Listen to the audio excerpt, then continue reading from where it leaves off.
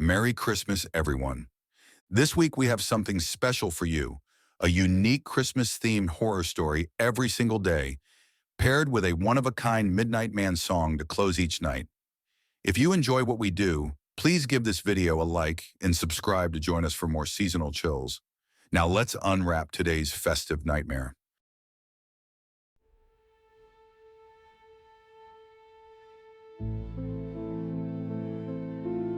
It was the Christmas of 1965, before man had landed on the moon, before the wall had fallen, before many things good and bad.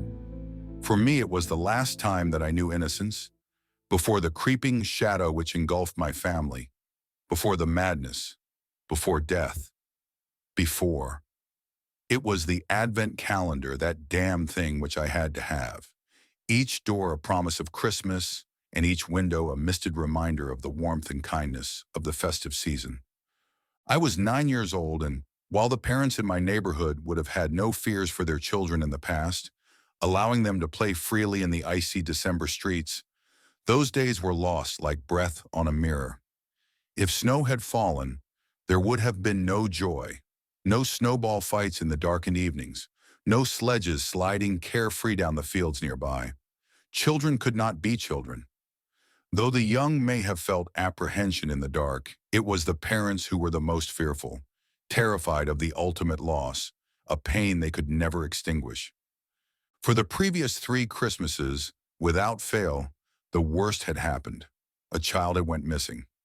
While I was very young, I remember it all as though it were yesterday. The suburb where we lived had become the most somber of places. Such a tragedy can do that, slowly draining away any hope or happiness from a community like blood from an open wound. No Christmas tree nor carol sang could stem the flow.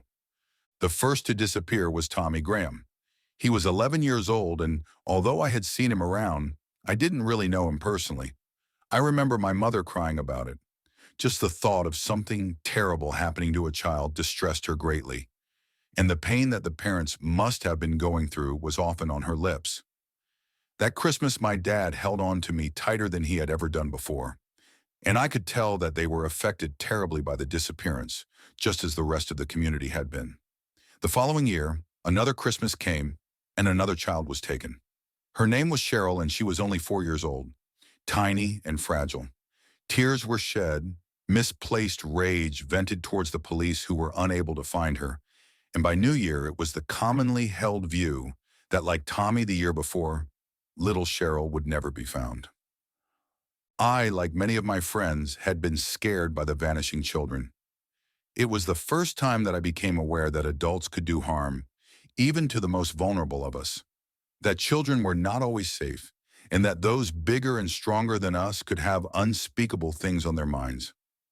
Yes, I had heard the fairy tales and frightening stories of the Pied Piper and the Bogeyman, but what was going on in our suburb was far more gut-wrenching, far more real than any tall tale. Despite this impact, it was not until the 3rd child disappeared that I was truly heartbroken.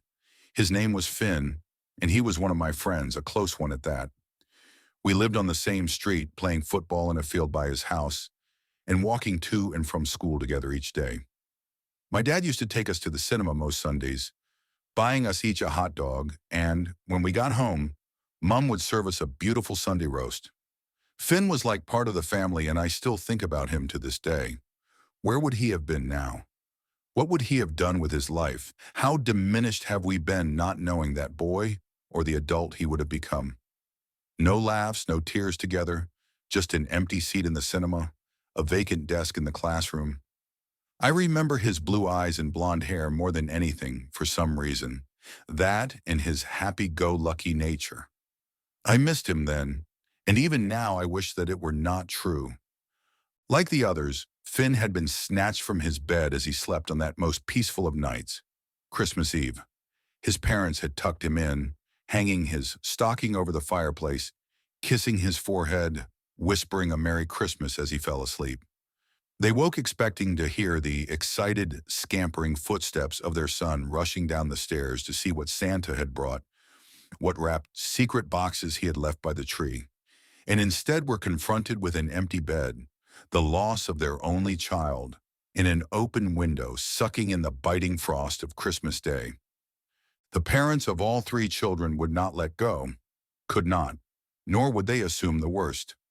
Search parties were organized, flyers were continually posted through letterboxes, pasted onto bulletin boards and shop windows across the city, and the hope was always there that somehow, somewhere, the three children would be found, unharmed and ready to come home. That year, on the 28th of November, 1965, all hope was extinguished. In an old sewage pipe across town, the crumpled, fragile bodies of Tommy, Cheryl, and dear Finn were found stuffed unceremoniously into a corroded pipe in an old sewer, rotting in the waters below. The pain was palpable, the families inconsolable, and for all of us who knew any of the victims, it was to be a bleak and shadow-ridden Christmas. 3 days later, the month turned. Eyes moved towards Christmas and the shaking fear that something cruel and callous lived amongst us all. 3 children in 3 years, now into the fourth. What would happen that Christmas Eve? Which family would be broken? Which child torn from its comfy, warm bed, dreaming of Santa only to be killed and discarded like a piece of fetid waste? My parents were nervous, and who could blame them? I sensed the change in atmosphere around the streets where I usually played. Families pulling their children in earlier and earlier before the dark came. At night, on more than one occasion, I heard hammering echoing out from an unseen source. No doubt windows being nailed shut to prevent any more children being snatched as they slept. On the 1st of December, my dad hung our Christmas lights outside along the gutter of our roof, little beads of glowing color piercing through each cold winter night. We tried to continue on as normal and think of happier times. As always, he asked me to help. "You're my wingman, kiddo," he'd say from behind his bright red scarf, clambering up a set of wooden ladders to the roof above. He had flown for the Air Force before I was born and still used the lexicon of those days in the military. But I didn't mind. It made me feel special. In previous years, I had been too small, too young to be of any real use in decorating the outside of our home. But my dad always included me. I think he just liked to do things with me, to have some father-son time. Standing at the bottom of the ladders looking up at him, whistling Christmas songs out loud made me feel part of the accomplishment, part of the yearly celebrations.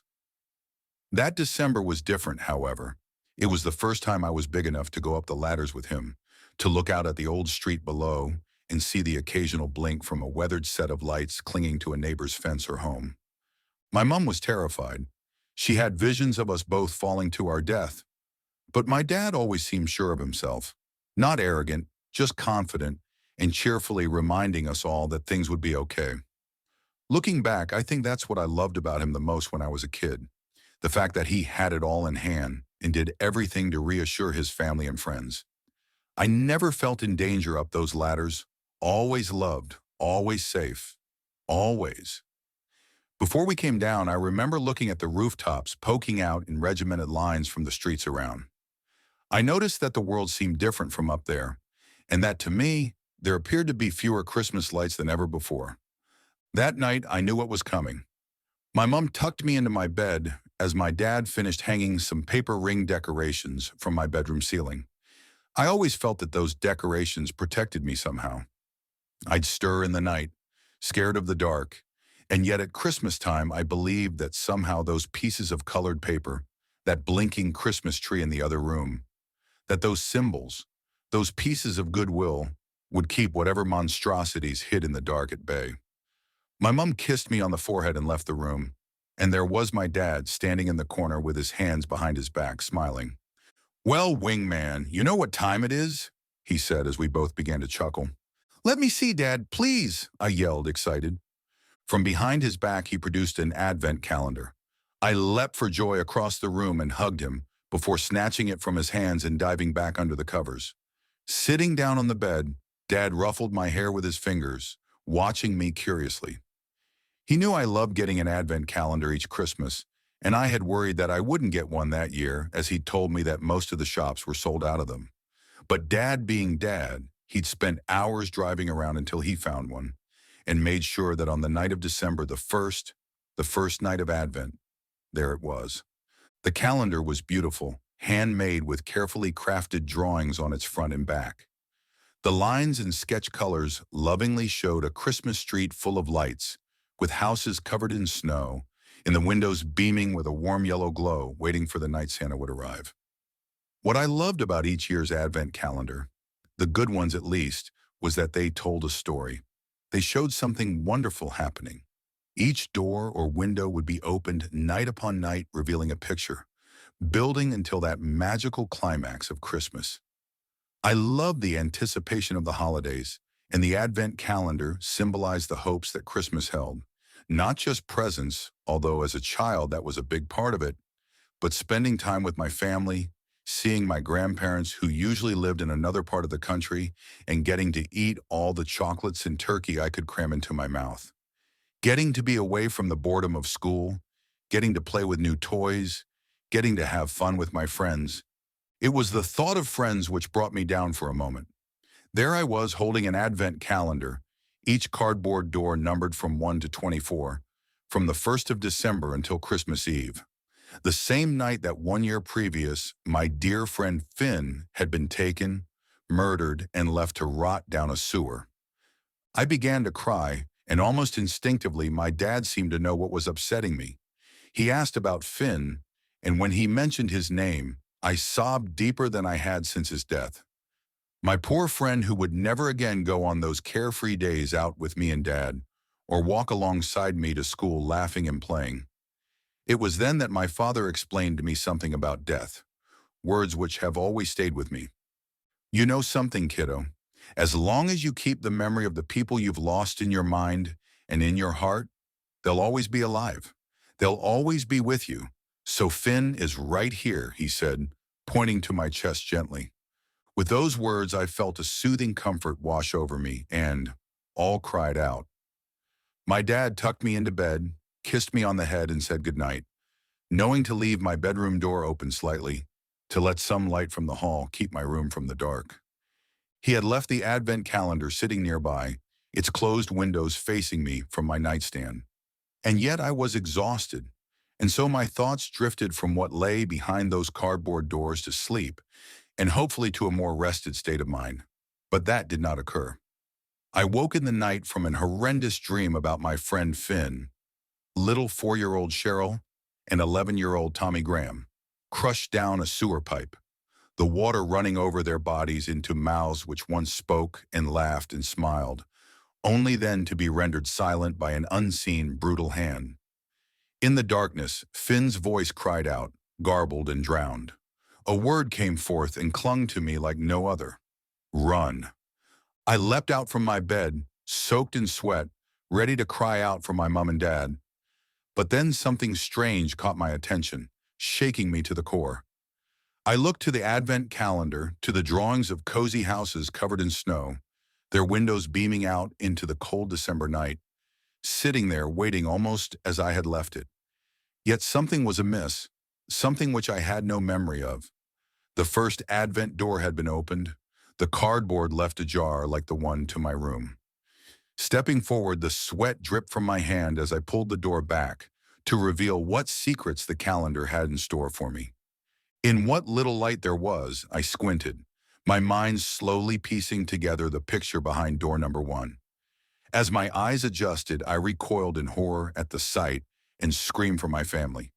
Within seconds, the light was on and my dad appeared, picking me up, consoling me as he put me back into bed. I pointed feverishly over to the calendar, telling him that something awful hid behind the door.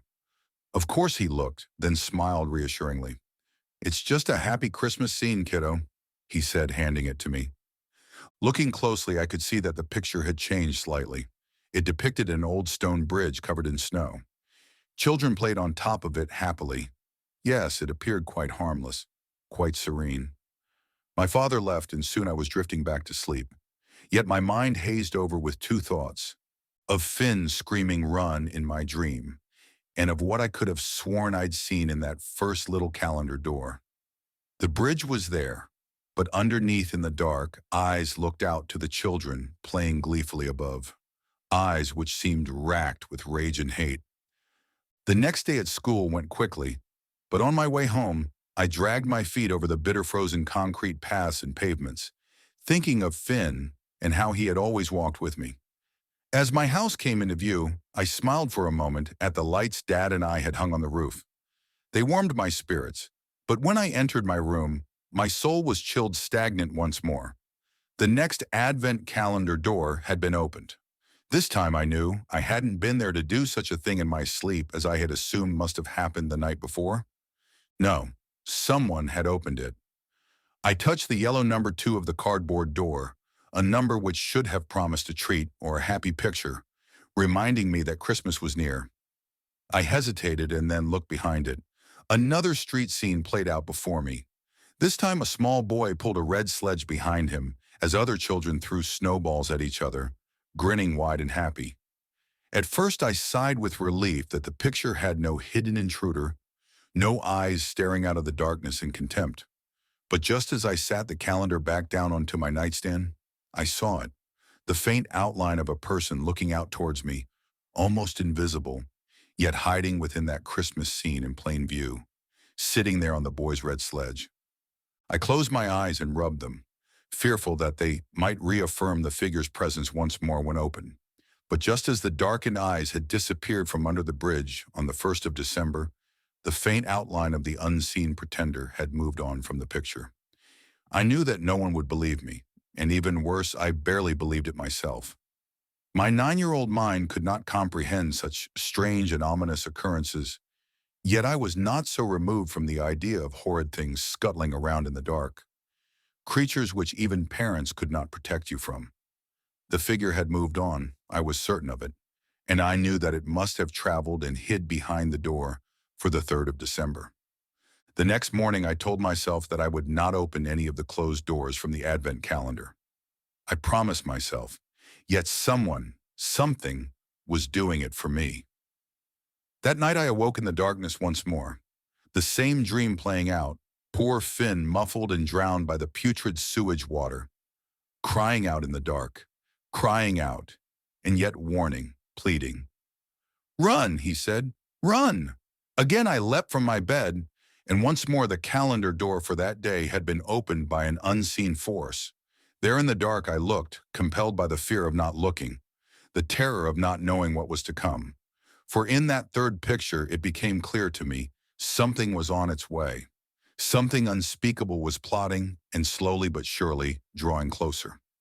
Behind that door lay another Christmas scene, families skating on a beautiful ice lake, and under that transparent barrier between the cold air and the icy water, there was a shape, darkened, indefinite, but malevolent, a blurred form under the ice, eyes staring up in disgust at the families who happily skated above. I screamed again, and yet the results were all too familiar. My mom and dad arrived tired, yet never annoyed at their child for waking them in the night. Mom put me into bed, and as she did so, I explained frantically to them both that something was appearing in the Advent calendar, that each door held proof of something which meant to do me harm. Yet there was no evidence of it, only 3 open doors showing happiness and fun at Christmas. Dad said I was having bad dreams, and that he and Mom would sit with me for a while until I fell asleep. I heard them whispering about work in the morning, but they were more concerned about me than losing a few hours of rest. The next day again, I tried to ignore the Advent calendar, tried desperately to avoid its doors, and again I failed. In the night I awoke from the same hideous dream, and yet this time, the calendar was not open. The door with a yellow number 4 remained closed. I hoped that whatever strange thing was in those pictures had left, that I could forget the hateful, haunting eyes, and that I could return to simply enjoying the anticipation of Christmas. But just as I nodded back to sleep, happier than I had been since they had first found Finn's body, I heard something, the sound of a thumb or finger pulling at cardboard. I opened my eyes and stared in utter disbelief as the 4th door was pulled open by an invisible hand in the dark. It is strange that I did not scream, but since then I have heard people say that when you are as scared as you can possibly be, that you cannot move, nor can you cry out for help. I opened my mouth and no noise came, a paralysis of fear which was overpowering. There I lay in the night, staring wide-eyed at the fourth door, wondering what disturbing depiction it would reveal, and even more so, terrified that whatever had opened it still lurked nearby. I wish I could say that it stopped, that the horrid revelations ceased, but I cannot. Some nights the dreams of Finn yelling at me to run came, but on others they did not. The only constant was that at some point a calendar door would be opened, whether in the morning or at night. Each door would show a happy scene, and each time something hideous, which only I could see, would be momentarily present. One door showed a group of carolers cheerfully singing at night, warmed by the glow of an open window, and at the rear there stood an outline, something watching, something waiting, something moving on relentlessly to Christmas Eve. The last door. Another picture showed a small girl, no older than poor Cheryl, who had been killed, placing presents into a stocking, and yet for a moment there was the faintest impression of a hand reaching out from the stocking towards the girl. By the 20th, the horrific pictures had intensified, as two had the dreams. Finn now screamed my name, his voice echoing up through a drain, pleading with me to get away. And as those nightly terrors revealed themselves, the pictures had taken on more weight, more immediacy, for I was certain that they now showed the street where I lived. My dad found me crying that night, and when asked what was wrong, I told him. I believed that there was something evil coming, something horrendous which had snatched a child each of the previous 3 Christmas Eves. The same evil which had taken my friend. That hidden horror which on Christmas Eve would come for me. Dad reassured me that this was not the case, that I was imagining things. When he looked at the pictures on the calendar, he just saw nondescript streets, anonymous faces, nothing which suggested the place where we lived. But I saw it differently. The drawings clearly showed house by house, inch by inch, that something was drawing nearer each day, fleeting glimpses of a faint figure waiting to gorge itself once more. My dad offered to throw the Advent calendar away if it was upsetting me so much, but I pleaded with him not to. I needed to know. I had to see what was coming, what was on its way to snatch me from my family as it had done the other children. The 21st, 22nd, and 23rd of December were torturous. While I should have been excited for Christmas Day, I was not. I was terrified, for I knew that I would never live to see it. The calendar door on the 21st, opened by something unseen while I slept, showed a house come into view, one with glowing lights hung around the roof gutter, and the faint outline of something terrible approaching nearby. I was certain that the house was mine, and that the light which beamed outward onto the snowy landscape was from my family. Though as I peered out into the night from my window, there was no snow in reality, just a biting wind and a frost which covered everything like a shroud. I could not see a figure out there, but I felt it, somewhere close, just waiting for Christmas Eve. On the 22nd, the figure drew closer to our home as the snow fell around it in the Advent calendar, and on the 23rd, the prowler had reached the gate to our garden. That night, I had such a terrible vision. In my dream, I found myself lying in the dark. I could not see, and all that surrounded me was the empty coldness of winter.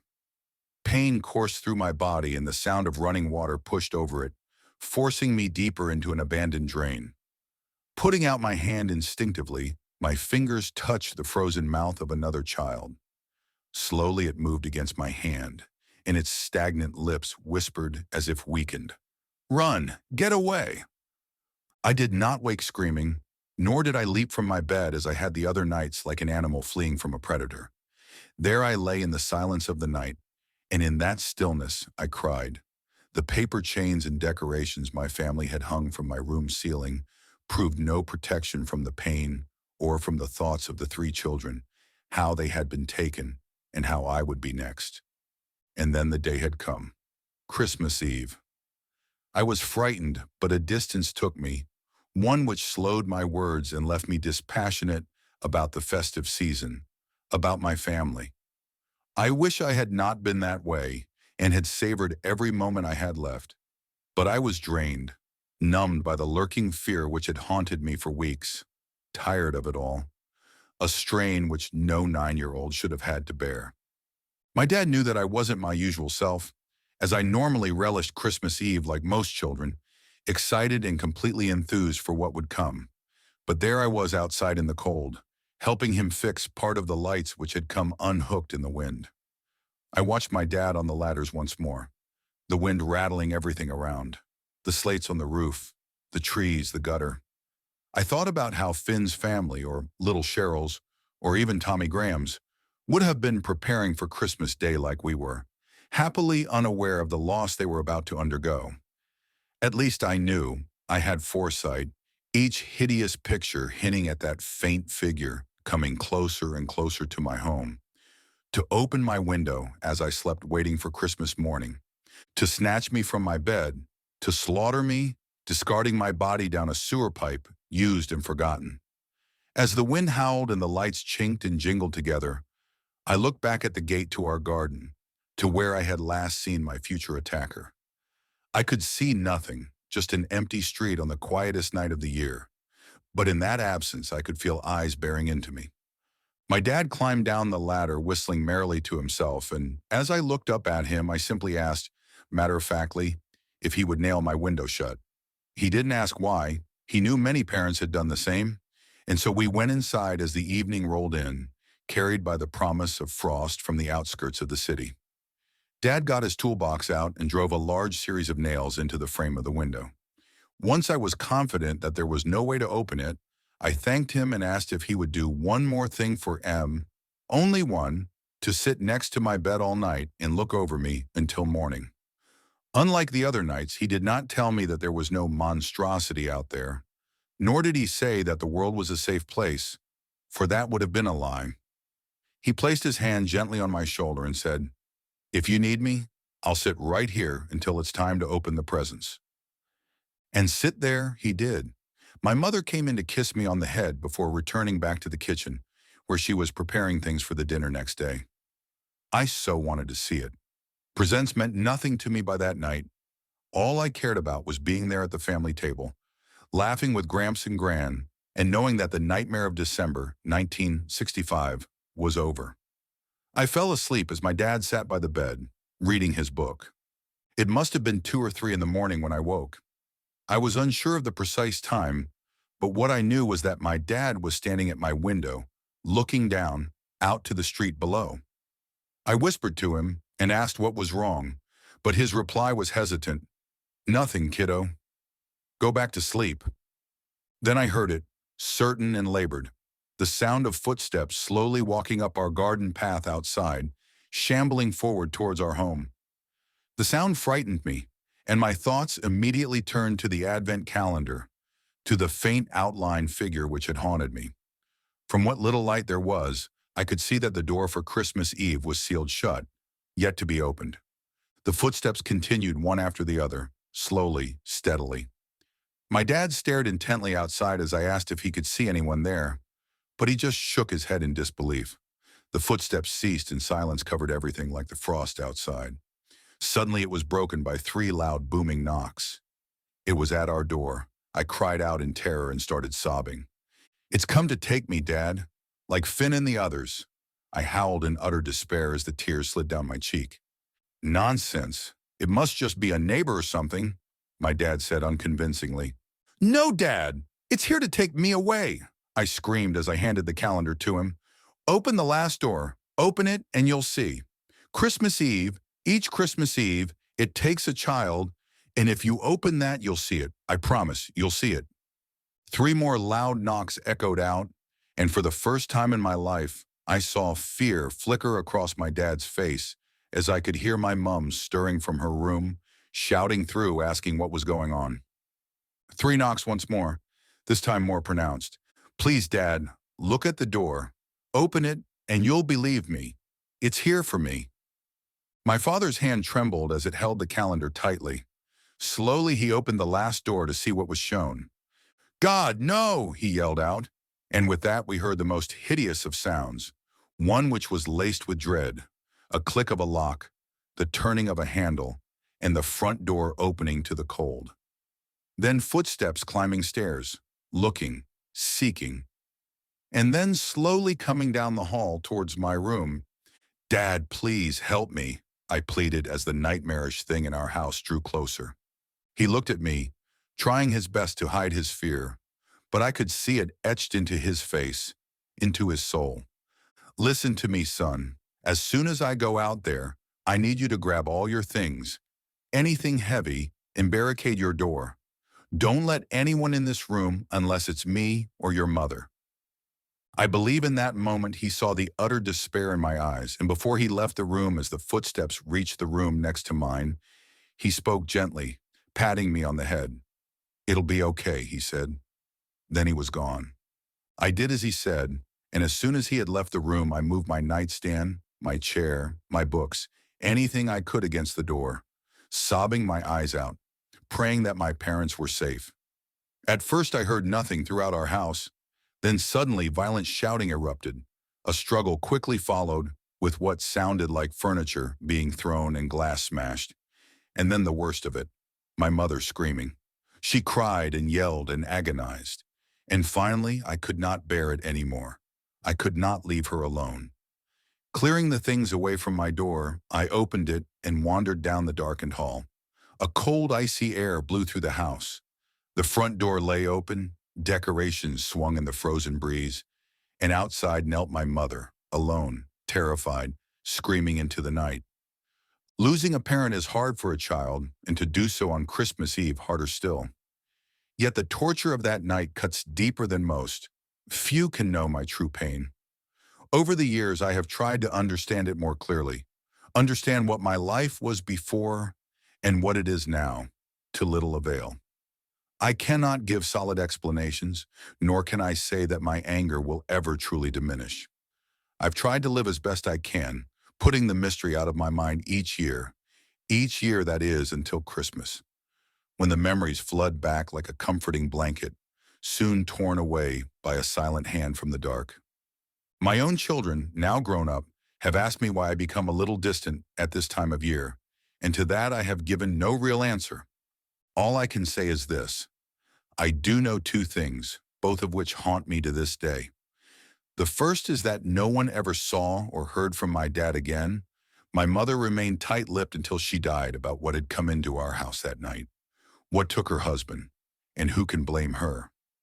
I also know what the last door of the Advent calendar contained, and what had frightened my dad so badly.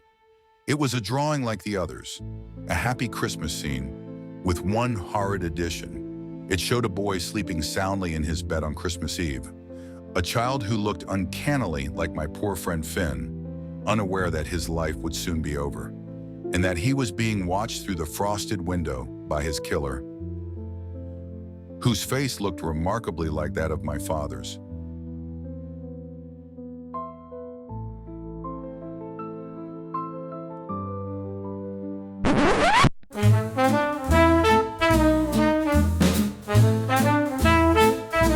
When the December moon shines bright and the stars put on their twinkling light, a shadowy figure takes the stand. They call him the Midnight Man. Around the fire with a chilling grin, he speaks of places dark and dim, with tales that'll raise the finest hair. The Midnight Man's a flickering flare. Beware, beware, he's creeping near, with stories that you'd rather not hear. In his hood and cloak, he's oh so grand, the spine-tingling Midnight Man. He whispers of ghosts and ghastly sights, of spirits roaming the winter nights. Children listen, hearts beat fast, hoping this eerie hour won't last.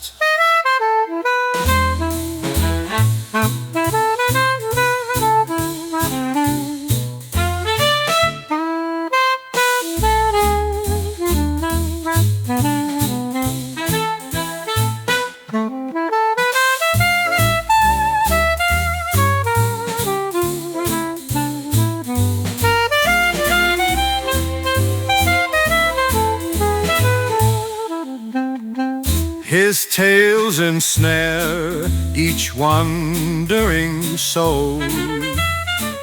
They shiver as his yarns unroll.